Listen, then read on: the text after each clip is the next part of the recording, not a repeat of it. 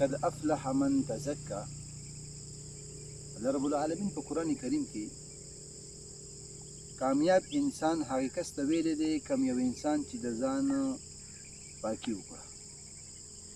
په عربی کې دې ته ویل کېږي تزکیة النفس، د نفس تزکیه کول. قرآن کریم کې ډېر ځایونو کې الله رب العالمین دې طرف ته ترغیب ورکړی دی او نتیجه مرتب کړ ده په دې خبره باندې چې کوم سړی ځان پاکي دا کامیاب دی.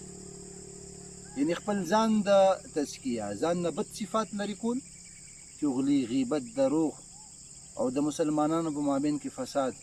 او ځان خستو صفاتو سره متصف کول.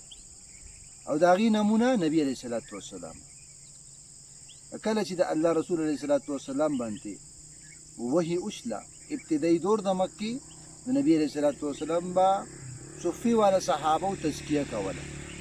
او الله رب العالمین به کله د آخرت آیتونه نازلول او کله د عذاب او دغه رنګې کله